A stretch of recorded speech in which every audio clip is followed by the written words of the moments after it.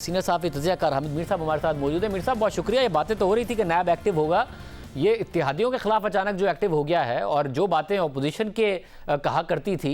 वो आज नज़र आ रहा है उनकी दरख्वास्त में परवेज़ लाई साहब के हवाले से कि सियासी इंजीनियरिंग करता है ये इदारा, 20 साल पुराना केस है, पॉलिटिकल ब्लैकमेलिंग के लिए इस्तेमाल होता है और सियासी किरदार महदूद करने के लिए।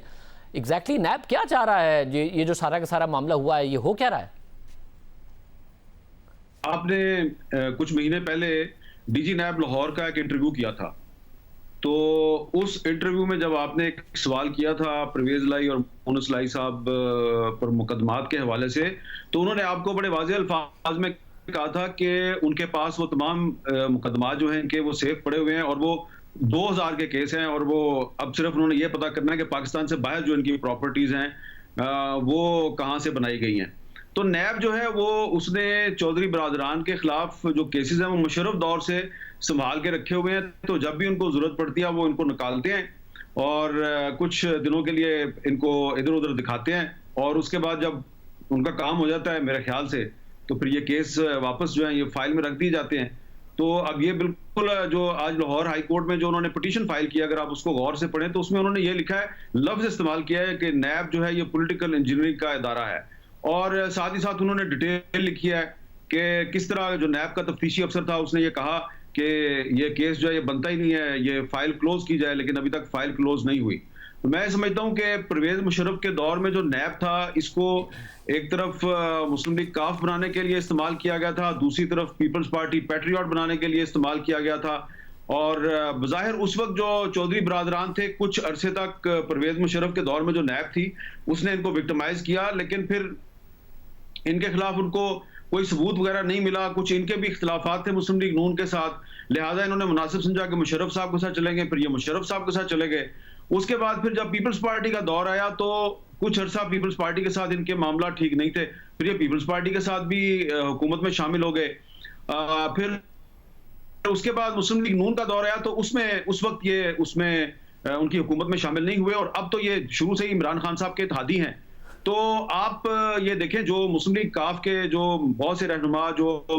प्राइवेटली बात कर रहे हैं वो यही है, अभी तक उन्होंने ऑफ द रिकॉर्ड ये बात नहीं की, प्राइवेटली वो यही बात कर रहे हैं कि दरअसल वजीर आजम इमरान खान इनसे नाराज हैं और नैब का जो इदारा है उस पर असल कंट्रोल जो है वो वजीर आजम इमरान खान साहब का है। उन्होंने न सिर्फ ये कि चौधरी बरादरान के खिलाफ मुकदमात शुरू कराए हैं, बल्कि इमरान खान साहब जो हैं उन्होंने, आपको याद होगा कि पिछले साल उन्होंने अपने ही पार्टी के कुछ जो वुज़रा थे उनके खिलाफ भी पंजाब में मुकदमात शुरू करवाए थे। ये वो वुज़रा थे जो पंजाब में उस्मान बुज़दार साहब को वज़ीर आला तस्लीम करने के लिए तैयार नहीं थे, तो जब उनके इन वुज़रा के खिलाफ मुकदमात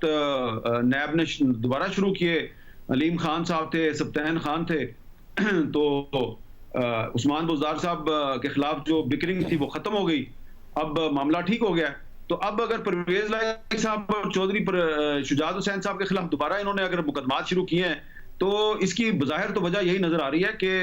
ये नैब को कहीं ना कहीं से कहा गया कि आप ये मुकदमात दोबारा शुरू करें, इसलिए कि ये खबरें आ रही हैं कि मुस्लिम लीग काफ और मुस्लिम लीग नून के दरमियान जो पुराने इख्तिलाफात थे वो ख़त्म हो चुके हैं और मुस्लिम लीग काफ के और तहरीक इंसाफ के इख्तिलाफात जो हैं वो बढ़ चुके हैं। अब आप देखें ना कि कुछ अर्सा पहले तक जो मुस्लिम लीग काफ के साथ तहरीक इंसाफ के मामला तय करने वाली जो कमेटी थी उसके सरबराह जो है वो जहांगीर तरीन थे और फिर उनको हटा दिया गया। तो पहले जहांगीर तरीन साहब को उस कमेटी से हटाया गया और अब तो बराह रास्त चौधरी बरादरान के साथ ही जो है वो एक इख्तिलाफ शुरू हो गया है। तो आज उनकी पार्टी के जो वजीर हैं तारिक बशीर चीमा साहब, उन्होंने खुलकर जो बातें की हैं, उन्होंने तो ये कहा है कि अगर हमारी सेल्फ रिस्पेक्ट का, हमारी इज्जत नफ्स का ख्याल नहीं किया जाएगा तो हम ना सिर्फ पंजाब से बल्कि वफाकी हुकूमत से भी मुस्तफी हो सकते हैं। तो मैं समझता हूँ कि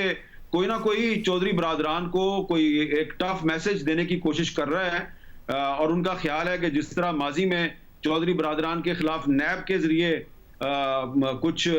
मुकदमात दोबारा खोलकर तो उनको राम कर लिया गया था, तो शायद इस दफा भी वो राम हो जाएं, लेकिन मुझे लगता है कि इस दफा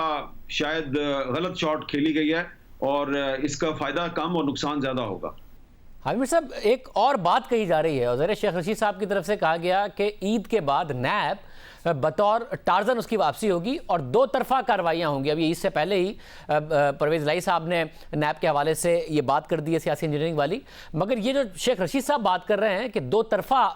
कार्रवाइयाँ होंगी, ये बात पहले भी हुई है मगर फिर प्रैक्टिकली हुआ नहीं ऐसा। चेयरमैन नैब ने जावेद चौधरी साहब के साथ जो इंटरव्यू का मामला है उसमें कहा था फिरदौस आशिक ऐवान, हेलीकॉप्टर केस और परवेज़ खटक, इन सब के खिलाफ कार्रवाई होगी, केस तैयार है, इन सबको जवाब देना होगा। फिर उनकी वीडियो चली ताहिर खान साहब के टीवी चैनल पर जो कि वज़ीर आज़म के मामले खुसूसी थे और वो फिर केसेस का कुछ नहीं हुआ। फिर एक दफ़ा उन्होंने तकरीर की कुछ अरसे बाद, उन्होंने कहा कि अब हवाओं का रुख बदल रहा है और दो तरफा हवाएं चलेंगी, हवाओं का रुख बदल रहा है। एक हफ्ते बाद वो अपने बयान से बदल गए, हवाओं का रुख नहीं बदला। अब शेख रशीद साहब ये बात कर रहे हैं,